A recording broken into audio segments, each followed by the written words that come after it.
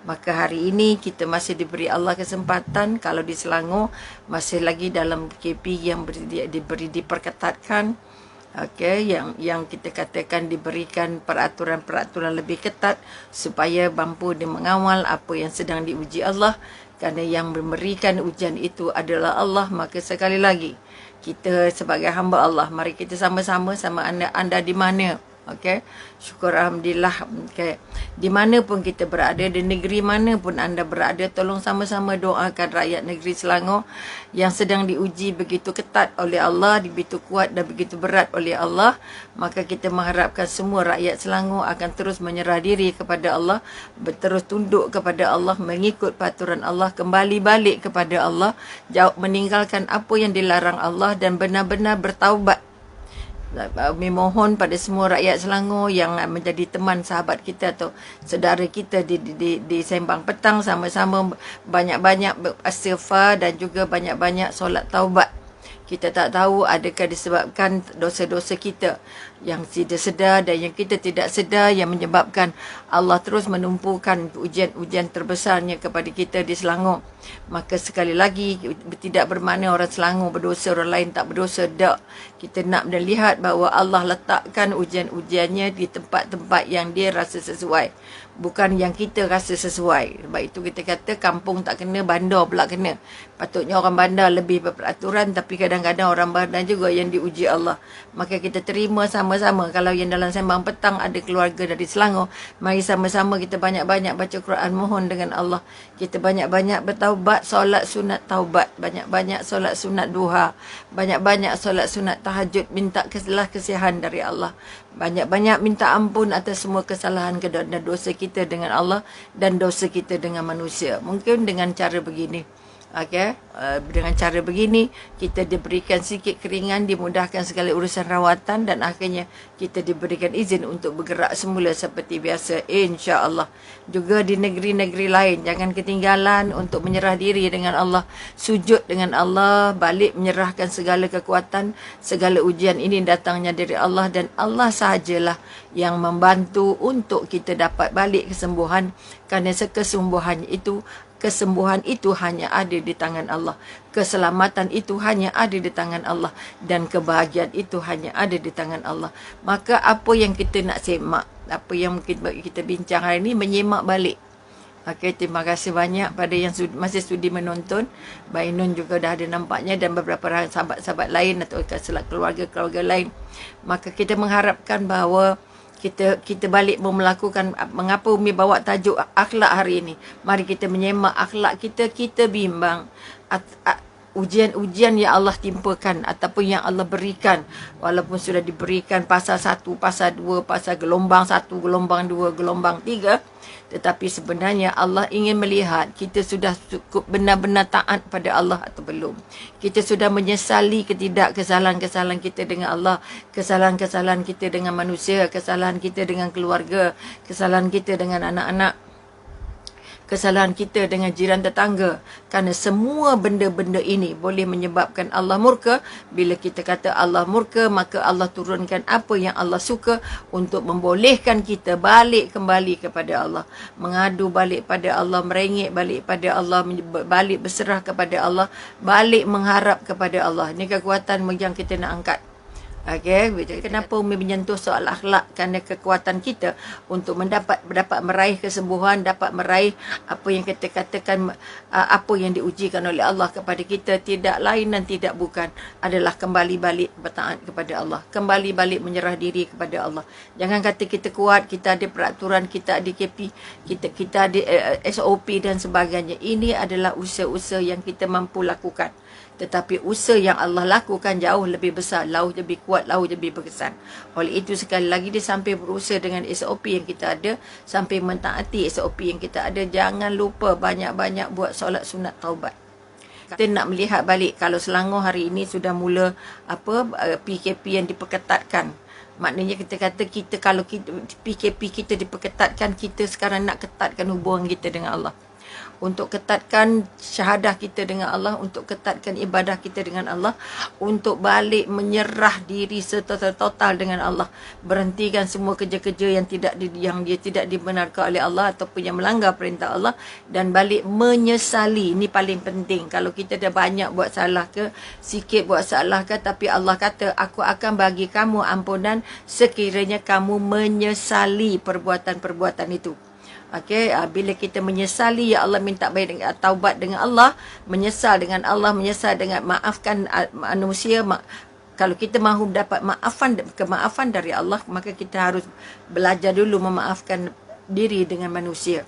Maka betapapun lukanya kita, betapapun sakitnya kita, maka sekali lagi kita nak bangun kekuatan. Kekuatan pertama ialah oleh kerana Selangor sudah diperketat peraturannya, belum tentu diperketat kesembuhannya oleh Allah. Sekiranya rakyat Selangor tidak juga mengubah sikap, balik kembali berjumpa Allah, jangan sombong dengan Allah, jangan lawan perintah Allah. Tolong tinggalkan semua larangan-larangan Allah yang pernah kita buat. Tolong bantu sahabat-sahabat kita supaya tidak terlibat lagi dengan maksiat-maksiat yang menyebabkan Allah murka. Allah sangat sayang dengan kita, sebab itu dia sangat cemburu. Dia sangat-sangat cemburu dengan kita kalau sekiranya kita tidak benar-benar rindu dengannya. Allah rindu dengan kita. Allah cemburu kalau kita rindu orang yang merindui orang yang bukan Allah, yang merindui benda lain yang selain Allah. Maka sebab itu Allah bagi petunjuk, Allah bagi sentuhan, Allah bagi teguran. Ini di antara teguran-teguran. Siapa yang kamu rindu selama ini?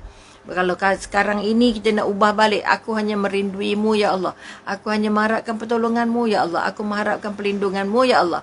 Ya Allah, bantu kami untuk menyelesaikan masalah COVID-19 ini ya Allah. Maka kalau ini dapat diangkat, semua orang dapat taubat, semua orang menyesal semua kesalahan, semua orang tidak lagi melakukan perbuatan yang melanggar perintah Allah, tidak sombong, tidak riak, tidak ujub, tidak bangga-bangga, tidak lagi merasa dia berkuasa, boleh melawan COVID. Jangan. Kita ada frontliners, tapi frontliners tidak akan dapat melakukan apa-apa kalau bukan izinnya Allah. Sebab itu all the frontliners, tolong ingat nama Allah sambil merawat, sebut nama Allah. Doktor-doktor sebut nama Allah, pesakit-pesakit sebut nama Allah. Mohon bantuan dari Allah. Ini di antara sebahagian daripada usaha untuk kembalikan akhlak kita benar-benar kita tunduk, kita kecil, kita rendah di mata Allah. Jadi jangan sombong. Buang sombong harta, buang sombong katalah saya tak ada masalah, saya boleh kuarantin di sana, kuarantin di sini, saya boleh buat itu, buat ini. Jangan. Memohon pada semua ahli keluarga Sembang Petang, jangan lagi ada sombong di hati.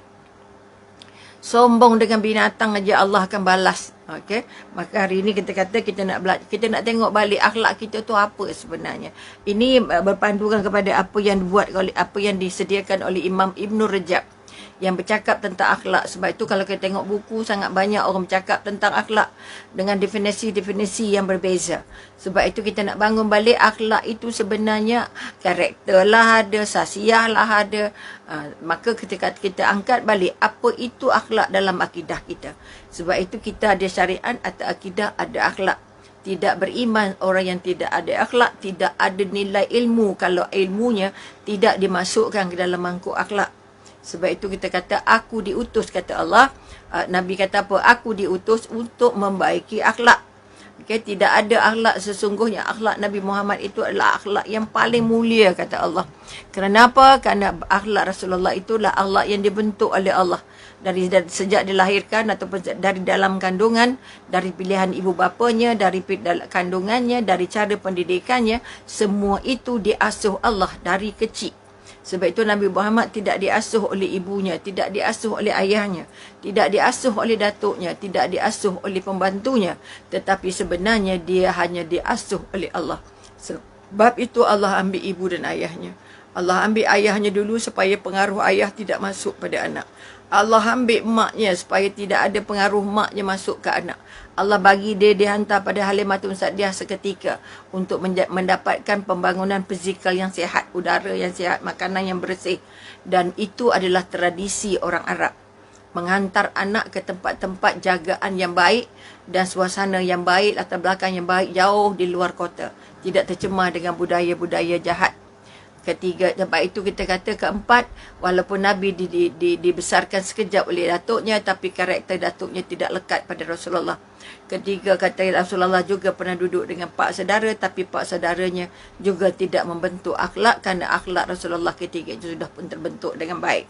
Sebab itu kita katakan walaupun dia, kita kata tinggal dalam kancah-kancah kita kata jahiliah, tapi Allah tidak izinkan ciri khasiat akhlak jahiliah itu lekat pada Rasulullah. Sebab itu bila Allah puji sesungguhnya Muhammad, engkau memiliki akhlak yang paling baik. Kerana tidak ada akhlak manusia di bumi ini yang lebih baik selain daripada akhlak Rasulullah. Maka kalau kita mengambil sebahagian daripada tafsiran ulama' ataupun yang kita ambil ialah daripada Imam Ibn Rajab. Kita nak semak diri kita, akhlak aku ni okey ke tak? Akhlak aku ni kita ambil satu daripada tafsiran Imam Ghazali, tafsiran banyak-banyak lagi orang, macam merujuk pada banyak kitab. Jadi kalau boleh kita kata akhlak itu adalah benda yang kita lakukan sesudah dia menjebati dalam diri kita. Akhlak ialah kelakuan yang kita lakukan tanpa perlu berfikir. Katalah akhlak orang baik, dia bagi salam tak perlu fikir dia nak bagi salam ke tak. Akhlak orang baik, dia nak makan dia bagi bismillah, tak payah cakap nak bismillah ke tak. Apa saja perlakuan, apa saja penampilan yang kita lakukan tanpa perlu berfikir. Fikir dulu nak buat ke tak buat, nak buat ke tak buat. Contohnya, katalah nak tolong orang, nak buat ke tak buat.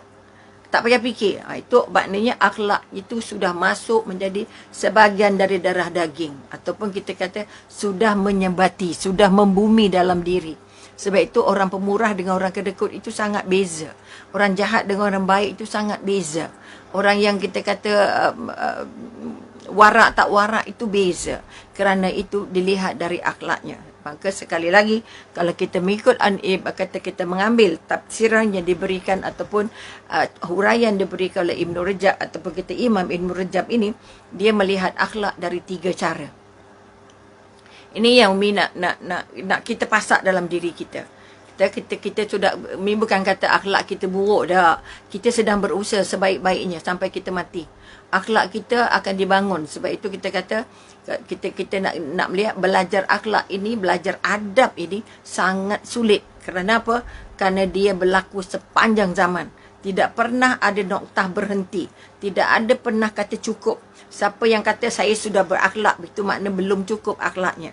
Kerana orang yang sudah berakhlak tidak akan mengaku. Sama juga orang pandai. Orang yang merasa dia dah pandai, aku tak payah lagi. Ada seorang kemarin, seorang klien datang, dia kata apa, kamulah pergi masjid, pergilah dengan tazkirah, pergilah dengan ceramah. Aku dah cukup dah, kata. Sebab apa yang diceramah itu hanya ulang kaji saja. Kata dia pada kata suaminya pada dia. Sedangkan dari segi psikologinya, orang yang sudah merasa cukup dengan ilmu maknanya dia belum ada ilmu lagi. Sebab ilmu tidak pernah Allah bagi cukup. Sebab itu orang Melayu kata belajar dari endoi sampai liang lahat. Sebab itu ulama sampai waktu nazak masih bercakap tentang ilmu. Maka kalau mari kita tengok balik apa yang dikatakan akhlak oleh Ibn Rajab, supaya kita dapat menyemak diri kita, menyemak akhlak kita. Akhlak kita sebenarnya bagaimana? Kalau dikatakan akhlak yang baik, akhlak yang baik itu ialah apa yang dikatakan, kerana akhlak dan iman ini sangat lekat. Okay, orang yang dikatakan orang beriman ialah orang yang mesti berakhlak. Aku dikatakan orang berilmu, ilmu itu mangkuknya akhlak. Ilmu, amal, iman itu masuknya dalam satu mangkuk. Okay? Kalau dia masuk dalam mangkuk akhlak, maka ilmu itu akan bermakna. Kalau iman itu masuk dalam mangkuk namanya akhlak ataupun dipegang, dia angkat melalui akhlak, iman itu bagus. Kalau amal itu, okay, kalau amal itu dimasukkan juga dalam mangkuk akhlak, maknanya akhlak itu adalah mangkuk kepada ilmunya, mangkuk kepada ilmunya, kepada amalnya dan kepada imannya. Ini sebab kita kata tidak beriman orang yang tidak berakhlak, tidak berilmu orang yang tidak berakhlak. Ini kekuatan. Amal yang tidak diampu dengan akhlak, amalnya sia-sia. Sebab itu kalau ada orang beramal tapi riak, ujub, sombong, sum'ah, semua itu hilang semua kebaikan-kebaikan. Sebab itu kita kata lagi banyak dia belajar ilmu tapi tidak membantu mengubah akhlaknya, mengubah sasiahnya, mengubah dia menjadi lebih baik. Ini kekuatan, ini tanda-tanda. Kalau kita dah banyak cari ilmu tapi mulut leza juga, hati bengkak juga, sombong juga, dengki juga, tamak juga. Bermakna ilmu itu tidak membantu kita. Ilmu itu hanya jadi daki. Ini yang kita kata dia pesan ulama, kamu jangan jadi unta. Unta bawa kitab banyak-banyak tapi dia tak tahu apa-apa pun. Okay, kerana dia tidak membaca kitab-kitab yang dibawanya. Kita jangan jadi unta pikul kitab. Ada buku, ada kitab tapi tak pernah baca. Dan kalau pun baca, tak pernah buat. Inilah menjadikan satu sebab mengapa orang Islam susah nak maju. Kerana diberikan dakwah, terutama orang di Asia. Baca Quran, baca je.